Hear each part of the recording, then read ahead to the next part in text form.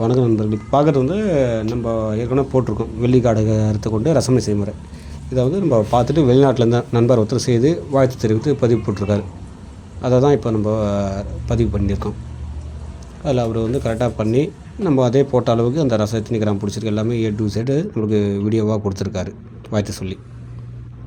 அதான் பார்க்குறீங்க. வெள்ளி முதல்ல போட்டு கரைக்கிறாரு. முதல் ஸ்டெப்பில் பார்த்து கரைச்சி அதை ரெண்டாவதுல வந்து உப்பாய்க்கிறாரு. சுத்தமாக ஆசிப்போட புகை போயிட்டு அதை எடுத்த ஸ்பூனில் போட்டோடனே ரசத்தோட பட்டோடனே அது அப்படியே பட்டோடனே உள்ளே ஏற்றுக்குது பாருங்கள். சுத்தமாக ட்ரை ஆகிக்கணும். நம்மளுக்கு ஆசிட் கொஞ்சம் அந்த புகை இல்லாமல் ஈரப்பதம் இல்லாமல் சுத்தமாக அதை ட்ரை ஆகிக்கிட்டு இல்லை வெள்ளை கலரில் உப்பாக கிடைக்கும் நம்மளுக்கு. இது வந்து நம்ம க்ளவுஸ் போட்டு தான் பயன்படுத்தணும். இல்லைன்னா அதை ஒரு இன்னும் ஏதாவது இரும்பு கம்பியோ ஏதாவது வச்சு தான் எடுத்து போடணும். அவர் எடுத்து அந்த ரசத்தில் போட்ட உடனே வந்து ரசம் உடனே நீர் வாங்குற மாதிரி தெரியும் பாருங்கள்.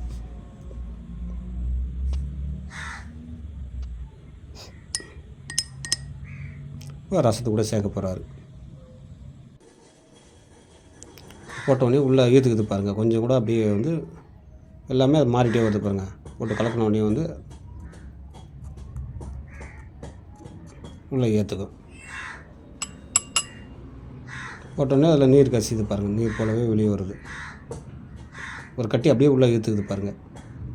எல்லாமே வெண்ணெய் ஆகிடுது.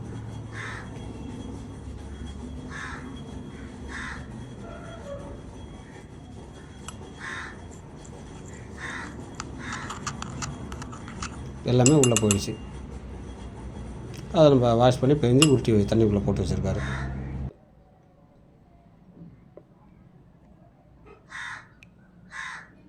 இல்லை கல் போல் இருக்குன்றதாலே மேற்கொண்டு நம்ம சாரணம் செய்து படம் போட சொல்லியிருக்கேன். மணி கட்டிடுச்சுண்ணே. ஷேப்பு தான் கொஞ்சம் ஓடிடுச்சு. மணி அந்த சமயம் கட்டி அந்தளவுக்கு இறுக்கமாக இருக்குது.